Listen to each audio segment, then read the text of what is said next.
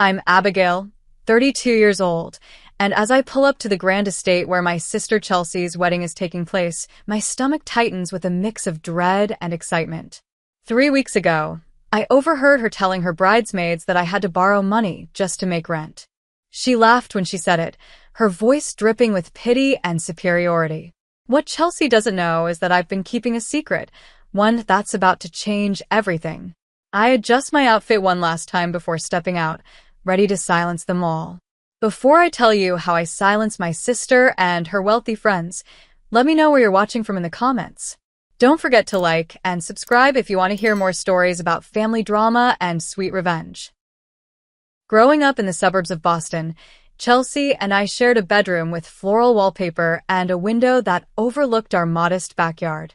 2 years my junior, Chelsea always had a competitive streak that defined our relationship from early on. Where I was content building forts from blankets and reading books past my bedtime with a flashlight, Chelsea was organizing neighborhood talent shows where she could be the star.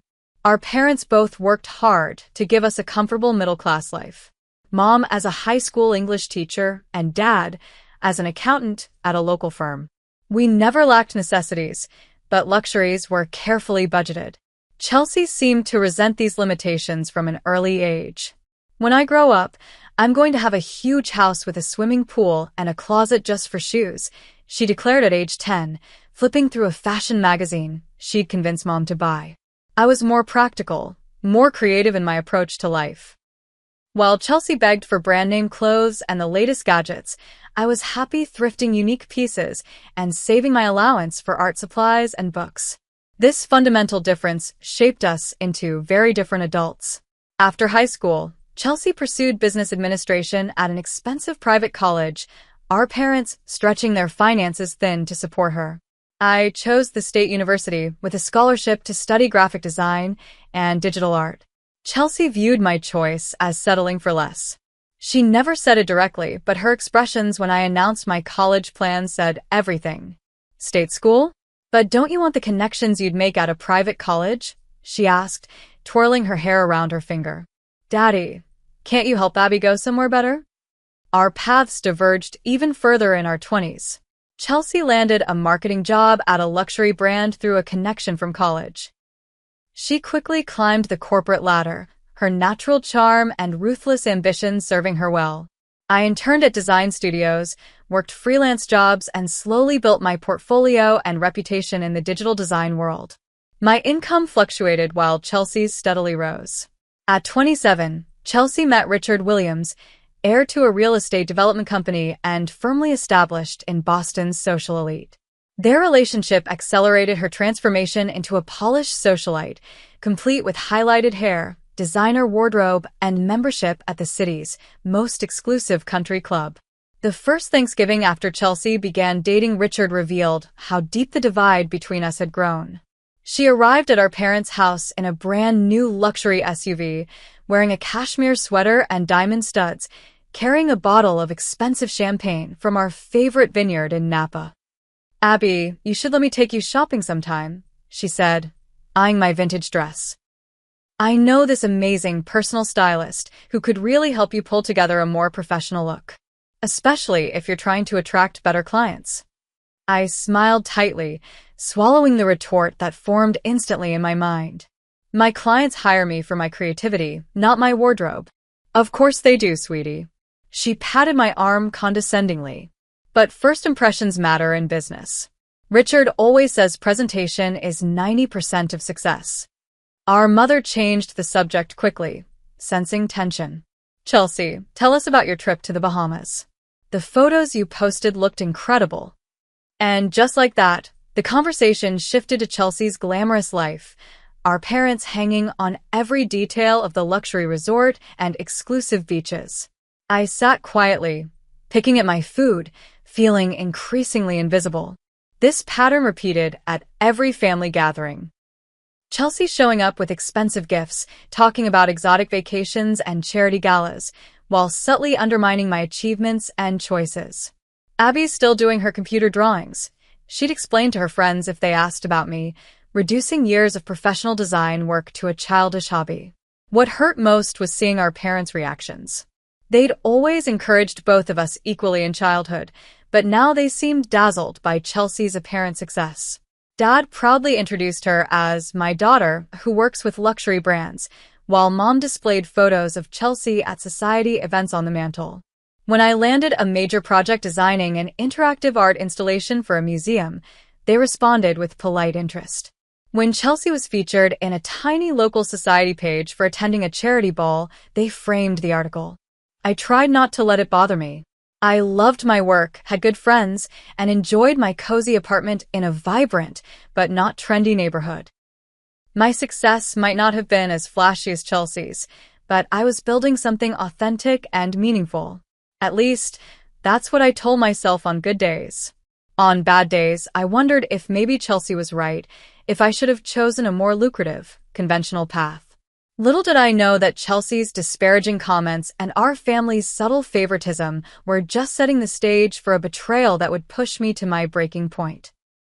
The real escalation began 3 months before Chelsea's wedding, at our parents' anniversary dinner. Chelsea had insisted on hosting at an upscale restaurant downtown, complete with private dining room and sommelier.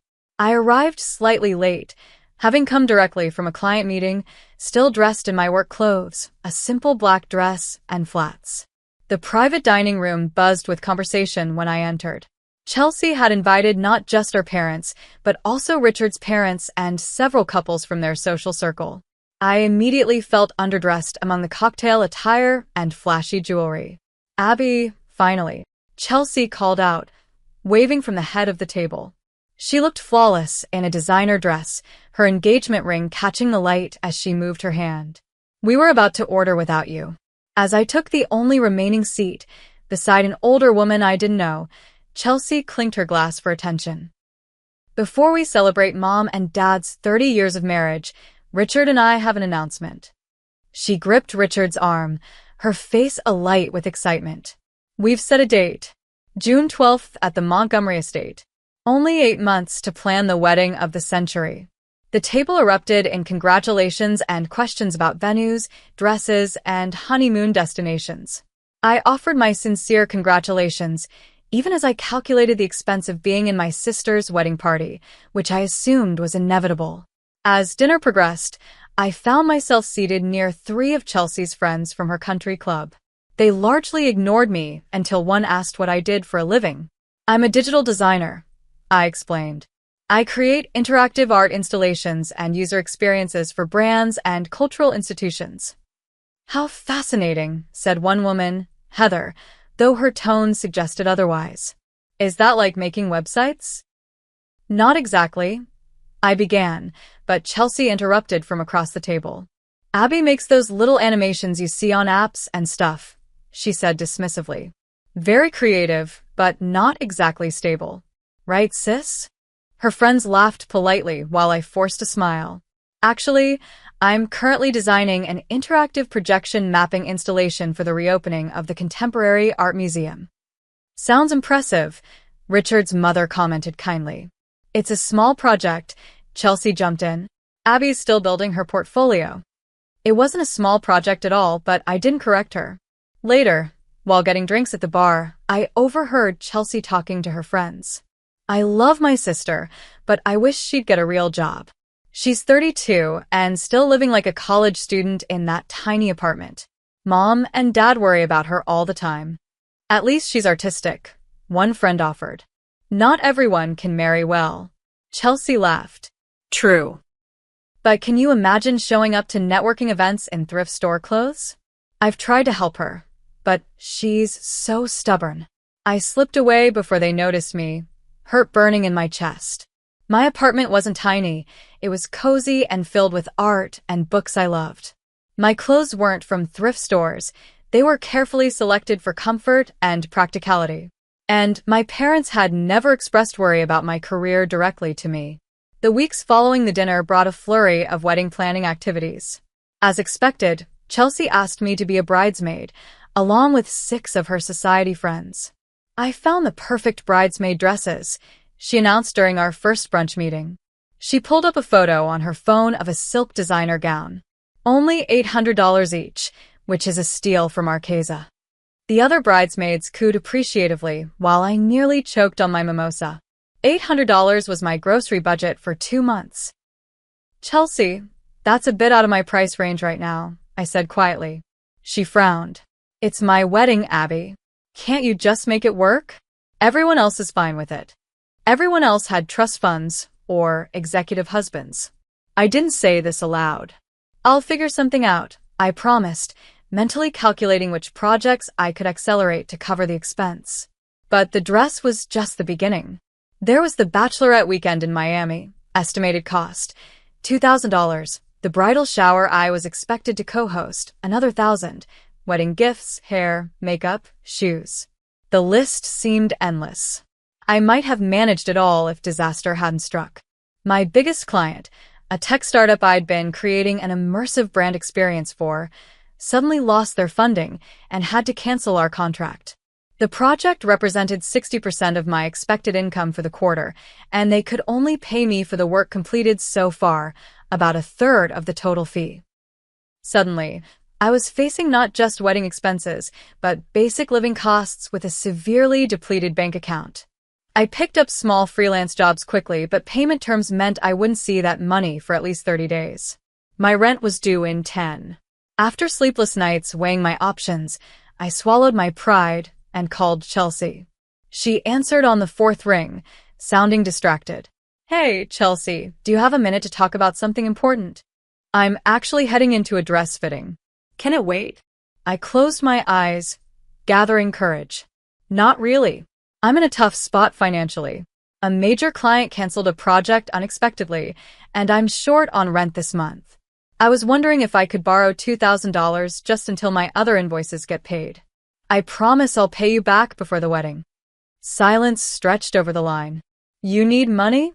Chelsea finally asked, her voice a mixture of surprise and something else I couldn't identify. Why don't you ask Mom and Dad? They're already contributing so much to your wedding. I didn't want to worry them. Another pause. I'll have to ask Richard. It's our joint account now. I understand. Thanks for considering it. 2 days later, Chelsea transferred the money to my account with a text that read, "Consider it an early birthday gift. Don't worry about paying it back." Relief washed over me, along with a complicated mixture of gratitude and discomfort at being financially indebted to my sister. Still, I sent her a heartfelt thank you message, promising to repay her despite her statement. I should have known Chelsea's generosity would come with hidden costs.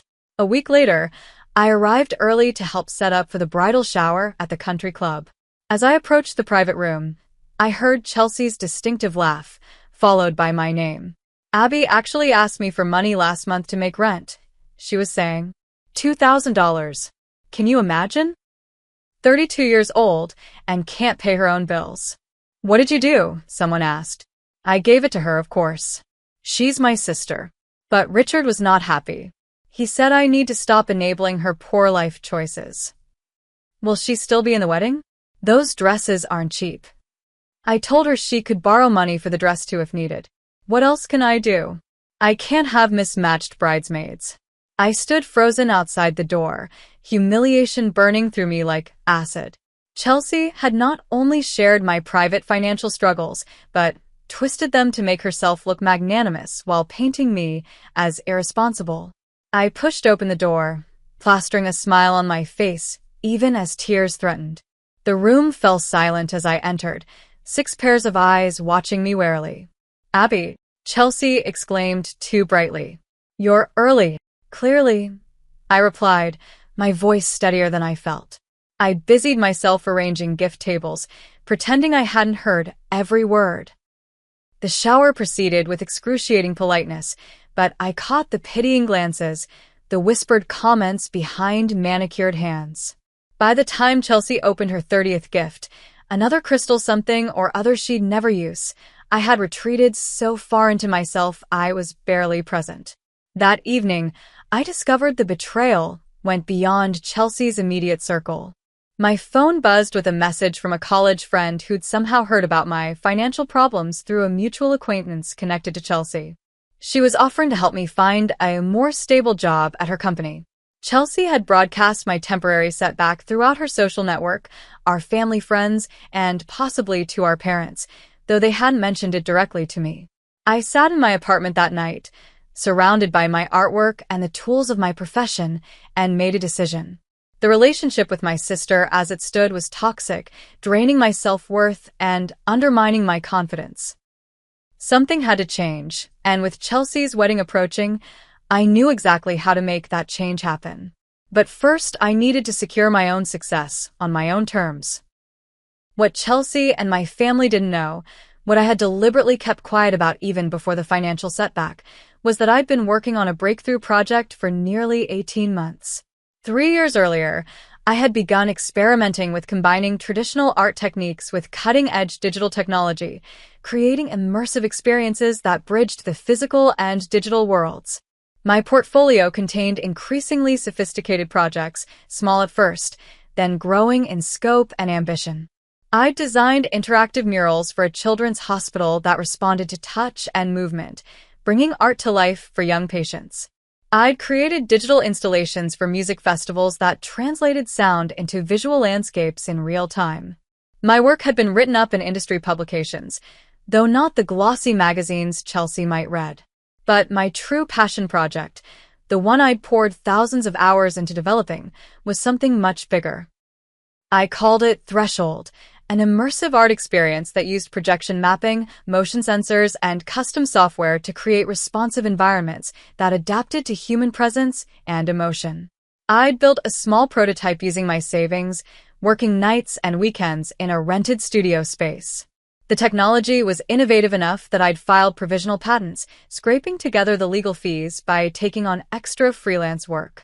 The prototype demonstrated how public spaces could be transformed into interactive experiences that changed based on the number of people present, their movements, even their facial expressions. 2 months before Chelsea's wedding announcement, I'd presented Threshold to Miranda Garcia, founder of Luminous Studios, a cutting-edge art and technology incubator known for backing innovative projects that blended art, technology, and human experience.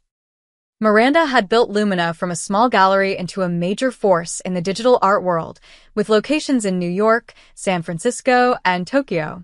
Miranda had been intrigued by my presentation, but cautious. The concept is fascinating, Abigail, but the execution would require substantial investment. We'd need to see more development before committing. I'd spent the following months refining the prototype, enhancing the software, and documenting potential applications. The project that had been canceled, while financially devastating in the short term, had actually freed up time to focus on Threshold. Sometimes, the universe has strange ways of creating opportunity from disaster. 3 weeks after the humiliating bridal shower incident, I received an email from Miranda's assistant requesting an urgent meeting in New York. I spent my last frequent flyer miles on a round-trip ticket and took the earliest train I could afford. Miranda's office overlooked the Hudson River, floor-to-ceiling windows flooding the space with natural light. She greeted me with unexpected warmth. "Abigail, thank you for coming on such short notice. I've been reviewing your updated materials for Threshold." She gestured to her tablet where my presentation was displayed. "We had a situation develop yesterday that I believe creates the perfect opportunity for your project." She explains that a major corporate sponsor had withdrawn from Lumina's upcoming flagship installation in their New York location, leaving an empty exhibition space and budget allocation that needed to be filled quickly. "The timing is tight. We would need to launch in 4 months. But based on your documentation, I believe Threshold could be ready by then, with proper funding and support." My heart raced as she laid out the terms. Full funding for development, a 3-year contract for installations in all Lumina locations, royalties on any commercial applications of the technology, and an upfront payment of $250,000 to secure exclusive rights. "We'll need you to relocate temporarily to oversee installation," Miranda continued. "All expenses covered, of course, plus a monthly stipend. Are these terms agreeable?" I managed to maintain my composure as we discussed details, asking thoughtful questions about timelines and resources, even as my mind spun with the implications. This wasn't just a project deal, it was career-defining, life-changing. The contract arrived by courier the next morning. I reviewed it carefully, had a lawyer friend look it over, and signed. Within 48 hours, the upfront payment hit my bank account, transforming my financial situation overnight. My first instinct was to call my parents or even Chelsea to finally have tangible proof of my success. But something held me back. Years of subtle dismissal and overt condescension couldn't be erased with one check, no matter how large. Instead, I decided to keep my success private, at least until Chelsea's wedding. It wasn't just about revenge, though I can't deny that element existed. It was about reclaiming my narrative, choosing the moment when I would reveal my true professional identity rather than having it filtered through Chelsea's distorted lens. I repaid Chelsea's loan immediately, sending the money with a simple thank you note, offering no explanation for my suddenly improved finances. She texted back a terse "no problem," but didn't ask questions.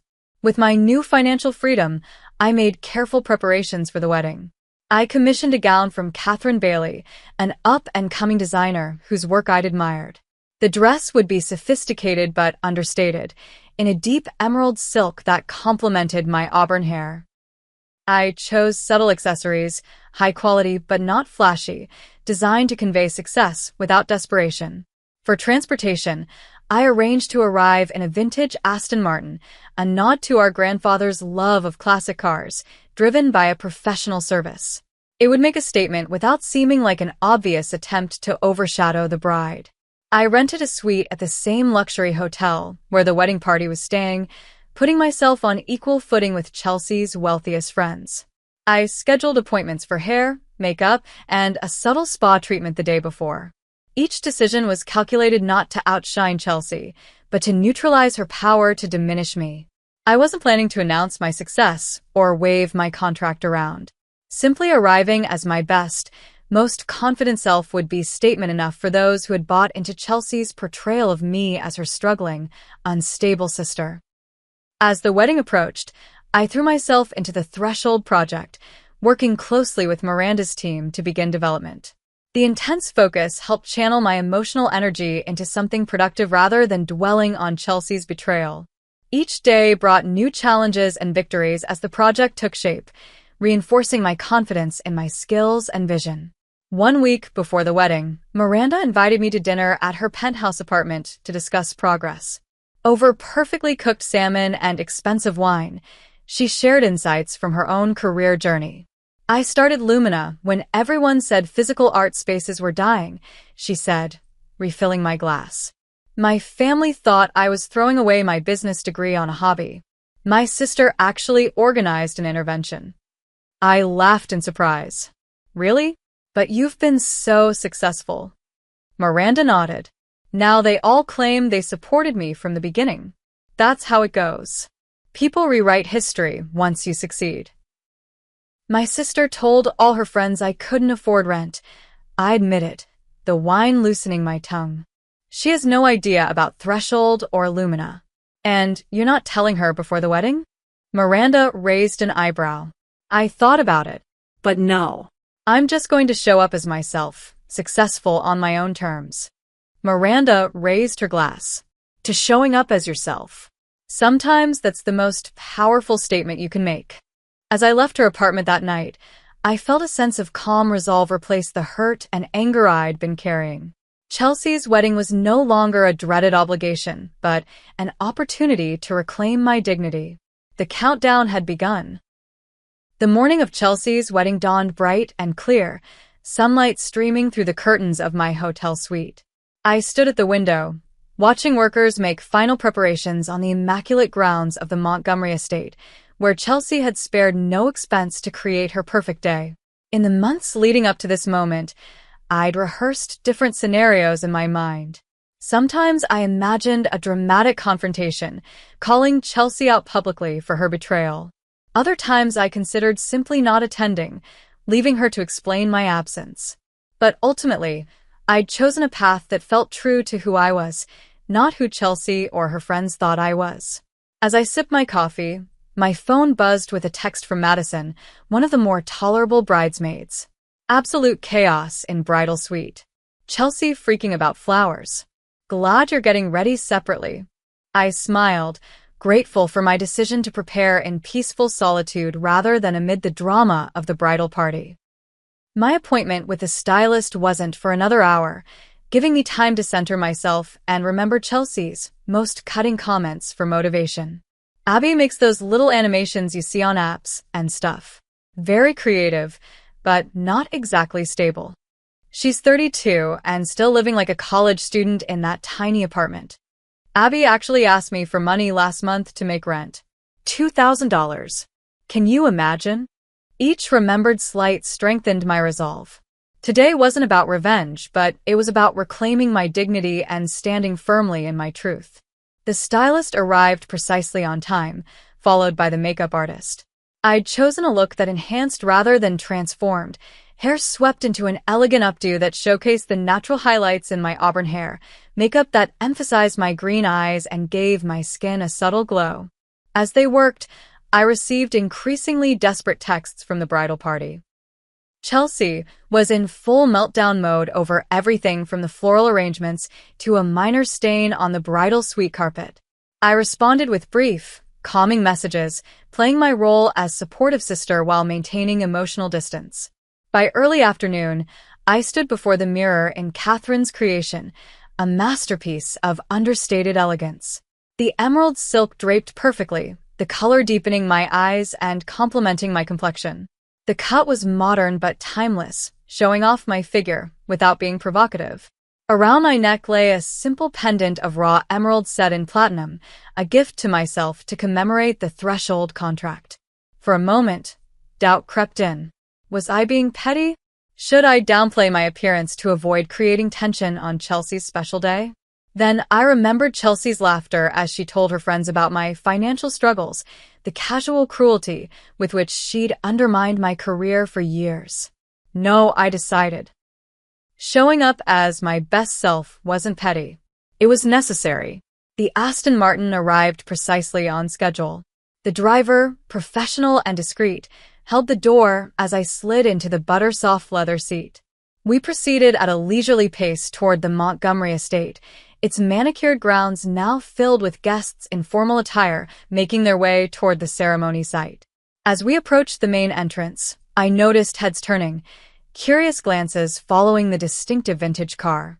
The driver pulled up directly to the carpeted walkway, where an attendant waited to direct guests. "Good afternoon, miss," the attendant said as the driver opened my door. "Are you at the bride or groom's party?" "The bride is my sister," I replied, stepping out with practiced grace. The reaction was immediate. Nearby guests paused in their conversations, taking in the car, my dress, my confident demeanor. I recognized several of Chelsea's friends, their expressions shifting from curiosity to confusion to recognition. Abigail? Elizabeth, one of Chelsea's college friends, approached hesitantly. "You look amazing. I almost didn't recognize you." "Thank you." I smiled warmly. "It's been a while. How are you?" As we exchanged pleasantries, I noticed other guests watching, whispering.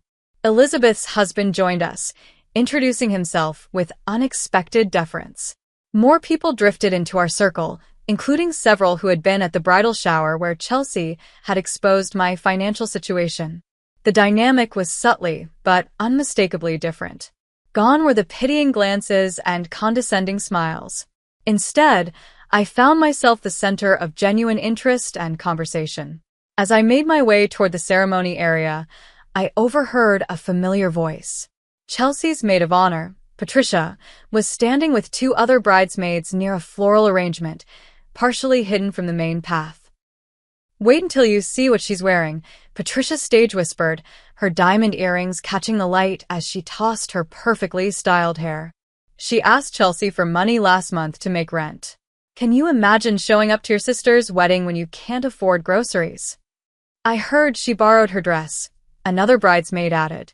"Chelsea had to help her pay for that too."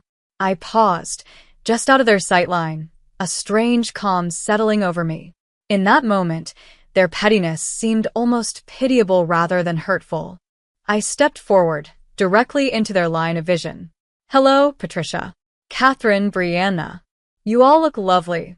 Their faces froze in almost comical shock as they took in my appearance. Abigail? Patricia recovered first. That dress is unexpected. Thank you, I replied smoothly. Catherine Bailey designed it for me. She's remarkable, isn't she? I mentioned the designer deliberately, knowing Patricia would recognize the name of the industry's rising star, whose waiting list for custom pieces stretched months. You're wearing Catherine Bailey? Catherine, the bridesmaid, asked, her voice rising an octave. She's a dear friend, I said simply. Shall we head to our places? I believe guests are being seated. As I walked away, I heard their hurried whispers resume, no doubt recalibrating their understanding of my status in light of this new information. The ceremony area was a vision of extravagance, with thousands of white roses, crystal chandeliers somehow hung from tree branches, and a string quartet playing softly. Guests were being seated in gilt chairs by white-gloved attendants. I spotted my parents in the front row, Dad in a new tuxedo and Mom in a pale blue designer dress that I suspected Chelsea had selected. They hadn't seen me yet, engaged in conversation with Richard's parents. A wedding coordinator intercepted me before I could approach them. Miss Harris? The bridal party is gathering in the garden pavilion. If you'll follow me? The pavilion was a flurry of activity, bridesmaids adjusting each other's dresses and hair, the photographer capturing candid moments, and in the center, Chelsea, resplendent in a couture gown that probably cost more than most people's cars. She didn't notice me at first, focused on instructing the photographer about specific shots she wanted. When she finally turned and saw me, her expression cycled rapidly through surprise, confusion, and calculation. Abby, you look different. Her eyes narrowed slightly as she took in my appearance. You look beautiful, Chelsea, I said sincerely. The dress is perfect on you. Before she could respond, the wedding planner announced it was time to line up for the processional. Chelsea pulled me aside quickly, her manicured nails digging slightly into my arm. Where did you get that dress? And how did you arrive in an Aston Martin? Are you trying to make some kind of statement at my wedding? I met her gaze calmly. I'm just here to celebrate your special day, Chelsea. The car is from a service, and the dress is new. Nothing more to it than that. She seemed unsatisfied with my answer, but had no time to press further as the music changed, signaling the start of the ceremony. As I processed down the aisle behind the other bridesmaids, I felt the weight of curious stares. Standing at the altar throughout the ceremony, I maintained a serene expression, focusing on the actual purpose of the day, the joining of two people in marriage, whatever my personal feelings about the match might be. Chelsea was radiant as she exchanged vows with Richard, her happiness seemingly genuine. For a brief moment, I felt a pang of something like sadness for the closeness we might have had in another life, one where competition hadn't poisoned our relationship. The ceremony proceeded without incident, but throughout the formal photo session that followed, I noticed Chelsea watching me with barely concealed suspicion and confusion. Her perfect day was proceeding exactly as planned, yet something was off script, something she couldn't control, and it clearly unsettled her. As we posed for the final family photos, my father leaned in and whispered, "You look stunning, Abby. That color is magnificent on you."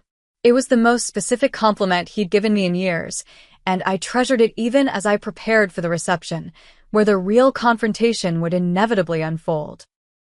The wedding reception was held in an enormous tent transformed into a crystal palace, with thousands of twinkling lights, ice sculptures, and centerpieces that combined orchids with what appeared to be actual pearl strands. A 16-piece orchestra played as guests found their assigned tables, each marked with an engraved crystal placeholder. I was seated at a table with distant cousins and family friends rather than with the wedding party or immediate family, a placement I suspected was deliberate on Chelsea's part. However, the strategic distancing backfired almost immediately. "Abigail, we haven't seen you in ages," my mother's college roommate Diana exclaimed as I took my seat. "Chelsea tells us you're some kind of computer artist?" "I'm a digital experience designer," I explained, using the opportunity to share a brief, accessible description of my work. "I create interactive art installations that respond to human presence and emotion." "That sounds fascinating," Diana's husband commented. Is that what you were wearing in that emerald pendant? It looked like raw stone. I touched the pendant at my throat. Yes, it's an uncut emerald. It represents my newest project, which uses natural elements as inspiration for digital landscapes. The conversation flowed surprisingly easily as I shared just enough about Threshold to sound interesting without revealing proprietary details. Within minutes, the entire table was engaged, asking thoughtful questions and sharing their own experiences with interactive art. As dinner progressed, I noticed other guests stopping by our table specifically to meet me, word having somehow spread about my work. A tech entrepreneur asked for my card. A museum board member mentioned an upcoming installation they were planning. The mother of the groom came by specifically to tell me she'd heard about my fascinating work and wanted to learn more. Across the room, Chelsea was clearly aware of the unexpected attention I was receiving. During the salad course, I caught her watching our table, her expression a mixture of confusion and annoyance. During the main course, she sent Richard over, ostensibly to check that everything was to our satisfaction, but I suspected to investigate why my table had become a surprising hub of activity. Your sister tells me you're in digital design? Richard said when the conversation provided an opening. That must be interesting work. It is, I confirmed. Actually, I just signed a major contract with Lumina Studios for a multi-year installation project. Richard's eyebrows rose. Lumina? Miranda Garcia's company? That's impressive. They're very selective about their collaborations. You know Miranda? I asked, genuinely surprised. We have mutual connections in the art investment world. Her last featured artist's work increased in value 400% in 18 months. He studied me with new interest. I'd love to hear more about your project sometime. I'd be happy to discuss it, I replied, handing him my business card, which he accepted with unexpected respect. As Richard returned to the head table, I saw him speaking intently to Chelsea, whose expression darkened as she looked in my direction. The dynamic continued to shift throughout the evening. People who had barely acknowledged me at the ceremony now sought me out. Chelsea's friends, who had whispered about my financial struggles, now attempted to engage me in conversation, their tone noticeably warmer. Patricia, the maid of honor who had made the grocery comment, approached during dessert. Abigail, I had no idea you were working with Lumina Studios. That's amazing. My husband and I visited their Tokyo location last year. It's a recent development, I said neutrally. We should get coffee sometime. I'm on the board of a children's foundation that's looking to create more interactive experiences for our fundraising events. I smiled politely. Feel free to email me. My schedule is quite full with the Lumina project, but I'm always happy to offer recommendations for other designers who might be available. Patricia's smile faltered slightly at my gentle rebuff, but she pressed on. Of course. I just thought since we're practically family now with Chelsea and Richard. Being family doesn't automatically entitle people to professional favors, I replied, my tone still pleasant but firm. Something I've learned through experience. She had the grace to look embarrassed, clearly catching my reference to how family connections hadn't extended to protecting my dignity when I faced financial challenges. As the night progressed toward the traditional speeches, I prepared myself for my role as bridesmaid. When the MC called my name, I approached the microphone with calm confidence, the notes I'd prepared tucked in my hand. For those who don't know me, I'm Abigail, Chelsea's sister. I began. When Chelsea asked me to speak tonight, I thought about all the stories I could tell from our childhood, the competitive games, the borrowed clothes, the shared secrets. I paused, looking directly at Chelsea. But what I really want to talk about is growth. Chelsea and I took different paths in life, made different choices, valued different things. Those differences sometimes created distance between us. But what I've learned, what I hope we've both learned, is that success comes in many forms, and true happiness isn't found in possessions or appearances, but in being authentic to yourself and your values. I raise my glass. To Chelsea and Richard, may your marriage be built on mutual respect, honest communication, and the courage to see and accept each other completely, both in moments of struggle and in moments of triumph. The toast was met with warm applause, many guests nodding in appreciation of the sentiment. Chelsea's expression was unreadable, though Richard raised his glass directly to me in what seemed like genuine acknowledgement. As the reception transitioned to dancing, Chelsea finally approached me directly, pulling me into a quiet corner of the tent. "What is going on, Abby?" she demanded, her voice low but intense. "Everyone's talking about you and some big art project. Richard says Lumina Studios is a big deal. When did this happen? Why didn't you tell me?" "It happened recently," I said simply. "And I didn't tell you because you were busy with wedding planning. Besides, you've never shown much interest in my career before." "That's not fair," she protested. "I've always supported you." "Have you?" I asked quietly. "Was it supportive to tell all your friends I couldn't afford rent? Or groceries? To make me sound irresponsible and unstable when I had one temporary setback?" Chelsea had the grace to look away. "I shouldn't have shared that. But I was worried about you." "No, you weren't," I countered, keeping my voice calm. "You were enjoying feeling superior. You've been doing it for years, Chelsea. Diminishing my work, my choices, my life, to make yours seem more impressive." "That's ridiculous," she scoffed, but there was uncertainty in her eyes. "Is it? When was the last time you asked me about my work with genuine interest? When was the last time you introduced me to someone without qualifying my career as something small or unstable or just a hobby?" Chelsea didn't answer immediately. The music swelled around us, guests laughing and dancing, unaware of our intense exchange. "I didn't realize you felt that way," she finally said. "I know. That's part of the problem." I softened my tone. "Look, this is your wedding day.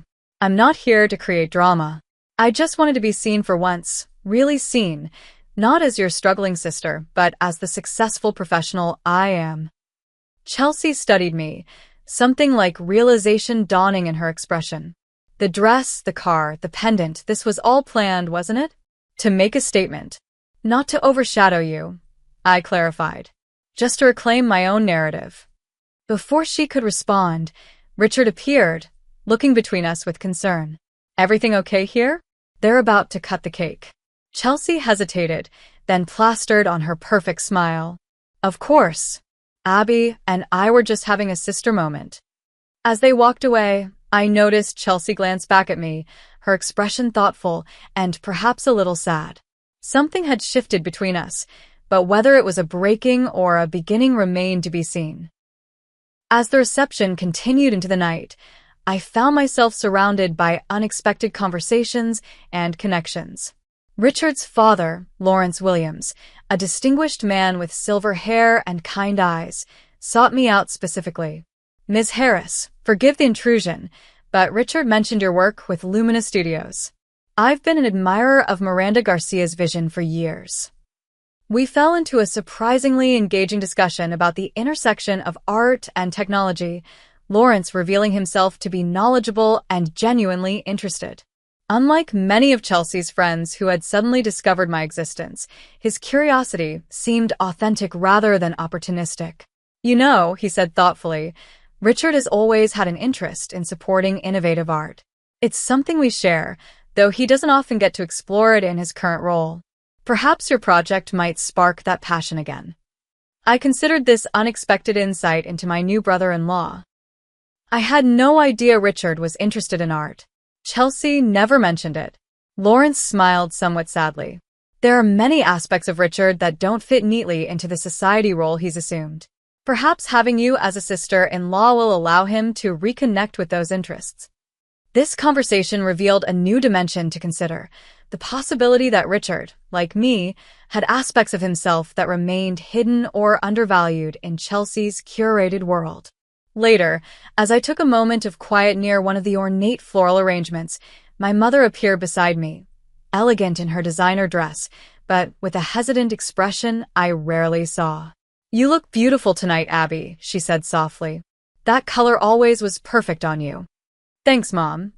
She fidgeted with her champagne glass. "Your speech was lovely. Very thoughtful." I meant every word. Mom was silent for a moment, then said, "Your father and I had no idea about your new project." It sounds impressive. Richard's father couldn't stop talking about it. I turned to face her directly. Would you like to hear about it? What followed was the most genuine conversation I'd had with my mother in years. She asked questions about threshold, listened without interrupting, and even offered insights from her experience as an educator about how such interactive technology might benefit students with different learning styles. Why didn't you tell us about this opportunity? She finally asked. The question was simple, but loaded with unspoken history. I chose my words carefully. I guess I got used to my work being treated as less important or successful than Chelsea's career. It seemed easier not to share until I had something so significant it couldn't be dismissed. My mother's face fell. Have we made you feel that way? That your work wasn't important? Not intentionally, I assured her. But yes, sometimes. The way you and Dad would get so excited about Chelsea's corporate promotions or social connections, while my projects received polite interest at best. Oh, Abby. Mom's eyes grew moist. We never meant to compare you. We've always been proud of your creativity and independence. We just didn't always understand your work the way we understood Chelsea's. And maybe that's on me too, I acknowledged. I could have made more effort to share it in accessible ways. We stood together in companionable silence, watching the dancers on the floor, including my father who was attempting a somewhat awkward but enthusiastic foxtrot with one of the aunts. Would you and Dad like to come to New York when the installation opens? I offered. I could show you around, explain everything in person. Mom's face lit up. We'd love that. Truly. As she excused herself to rescue Dad from his dance partner, I felt a weight lifting that I hadn't fully acknowledged was there. The desire for parental approval never quite disappears, no matter how independent we become. Throughout the evening, I also observed Chelsea more carefully, seeing nuances I'd previously missed or ignored. Despite the picture-perfect wedding and her apparent triumph as social hostess, there were moments when her smile slipped, revealing something like uncertainty beneath. During the father-daughter dance, I noticed her whispering urgently to Richard when she thought no one was watching, his reassuring nod seeming practiced and automatic rather than engaged. When her college friends gathered for photos, I caught a flash of calculation in her expression as she positioned herself among them, a conscious curation of image rather than natural joy.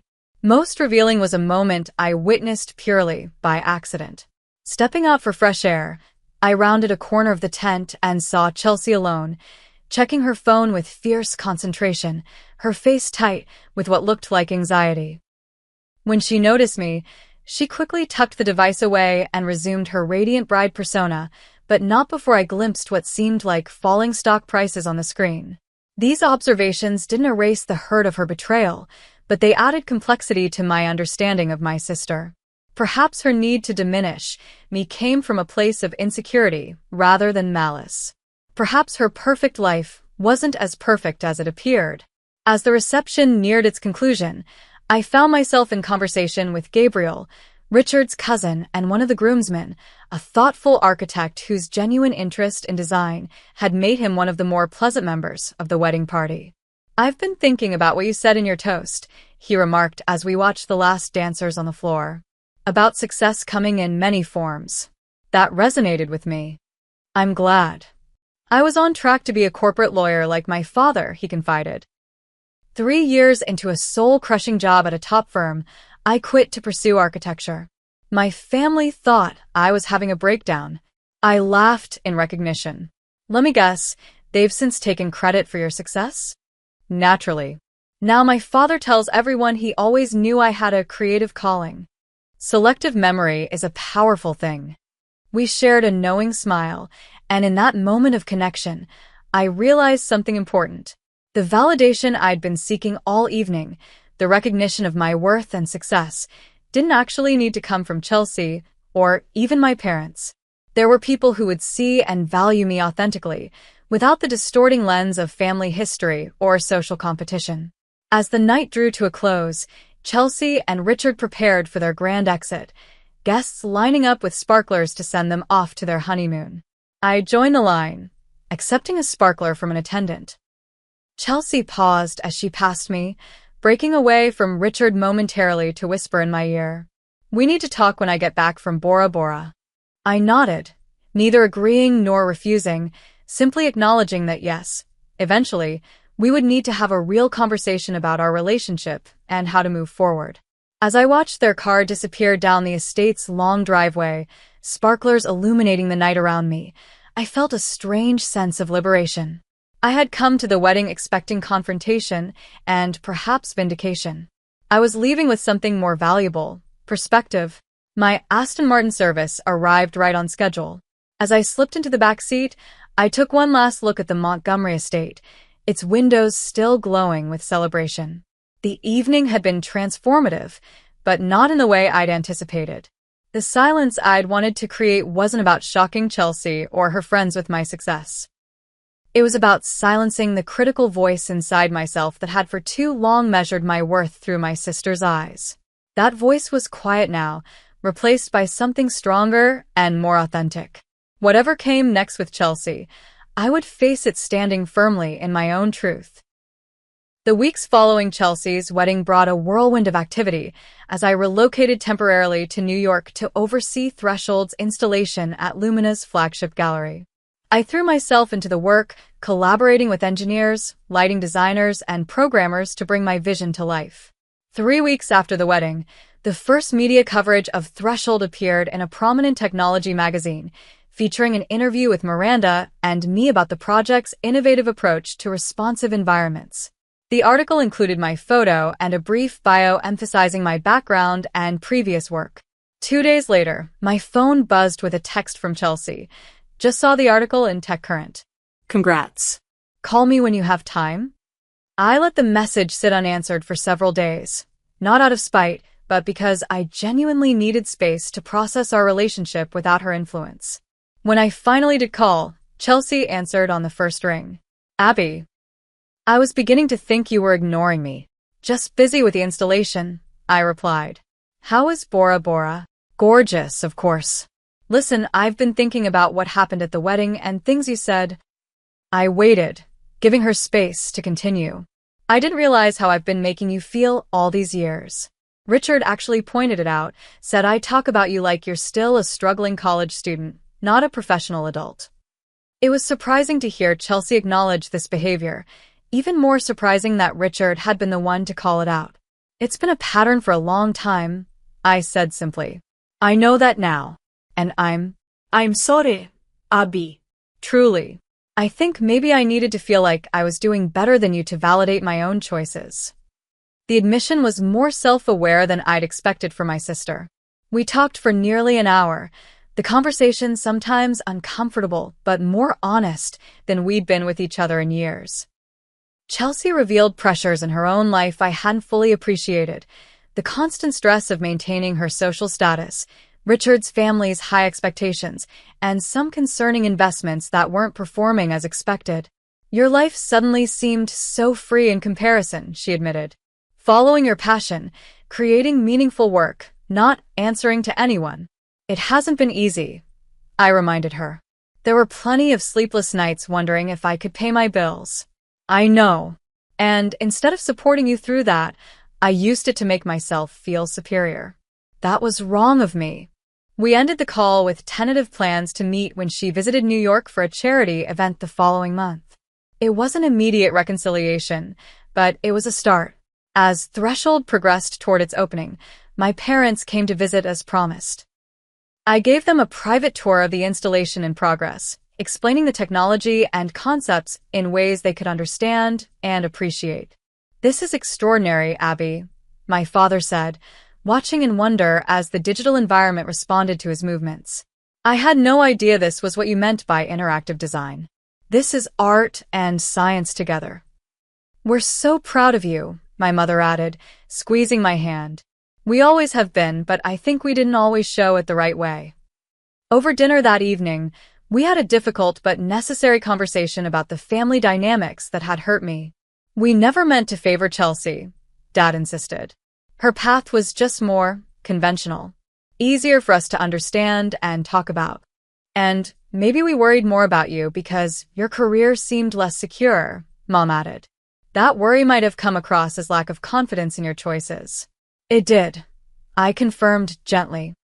I felt like I had to prove myself constantly, while Chelsea got automatic approval. They listened, really listened, perhaps for the first time hearing how their well-intentioned concern had translated to perceived favoritism. By the end of their visit, something had shifted in our relationship. They would never fully understand my world, but they were making a genuine effort to see and value it on its own terms. In the months that followed, Threshold opened to critical acclaim. The New York Times called it a breakthrough in experiential art, while technology publications praised its innovative use of responsive algorithms. Visitors lined up around the block, their social media posts creating organic buzz that extended far beyond the art world. Miranda was ecstatic. "We're expanding the installation to San Francisco 3 months ahead of schedule," she announced during our weekly meeting. "And Tokyo is already preparing their space. You've created something extraordinary, Abigail." My professional success brought unexpected personal developments as well. I received an invitation to join the board of a prestigious art and technology foundation. Former colleagues reached out to collaborate. I was asked to give a TED Talk about the intersection of art, technology, and human emotion. Through it all, I maintained perspective about what truly mattered. Success was gratifying, but it didn't define my worth any more than struggle had. The validation I'd once desperately sought from Chelsea and my family now seemed less crucial as I built a community of people who appreciated me for exactly who I was. Chelsea and I established a new pattern of communication, speaking every few weeks, our conversations increasingly honest, if sometimes still awkward. During her New York visit, she came to experience Threshold, bringing Richard, who showed genuine enthusiasm for the project. "This is remarkable work, Abigail," he said afterward, business card already in hand to share with art investor friends. "You've created something truly unique." Chelsea was quieter, taking in the experience with an expression I couldn't quite read. As Richard stepped away to take a call, she turned to me. "You know what I realized, watching people interact with your creation? You've always seen the world differently than I do. I used to think that was a weakness, but it's actually your greatest strength." It wasn't quite an apology, but it was an acknowledgement, and for now, that was enough. 6 months after the wedding, I invited my parents and Chelsea for coffee at my new apartment in Brooklyn, a spacious loft with large windows perfect for my creative process. As we sat together, the conversation flowing more easily than it had in years, I reflected on everything that had transpired since that fateful wedding day. The journey hadn't been about proving Chelsea wrong or showing up in a fancy dress to silence gossip. It had been about reclaiming my narrative, standing firmly in my authentic self, and finding peace with my family on new, more equal terms. "You know," I said as we finished our coffee, "I've learned something important through all of this. Success isn't about silencing critics or winning competitions. It's about being true to yourself and your vision, even when others don't understand or value it yet." Chelsea nodded thoughtfully. "And family isn't about being the same or even always understanding each other. It's about respecting our differences and supporting each other anyway." My mother smiled, tears in her eyes. "My girls are both so wise now. When did that happen?" We laughed together, the sound filling my sunlit apartment with promise. The road ahead wouldn't be perfect, and old patterns wouldn't disappear overnight, but we had taken the first steps toward a healthier relationship, one built on mutual respect rather than competition. As I walked them out later, Chelsea hugged me goodbye, whispering, "I'm really proud of you, Abby. I should have said that a long time ago."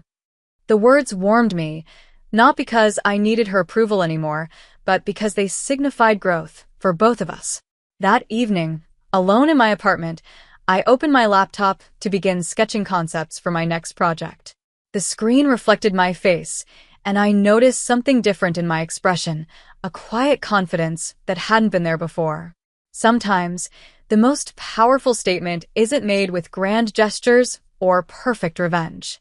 Sometimes, it's simply showing up as your authentic self, standing firmly in your truth, and letting that truth speak for itself. The silence that follows isn't the awkward hush of confrontation, but the peaceful quiet of self-acceptance, of knowing your worth isn't determined by others' perceptions, but by your own journey of growth and discovery. Have you ever had a family member or friend who constantly diminished your dreams or choices?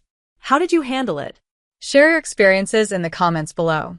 And if this story resonated with you, please like, subscribe, and share with someone who might need to hear that their path is valid, even when others don't understand it.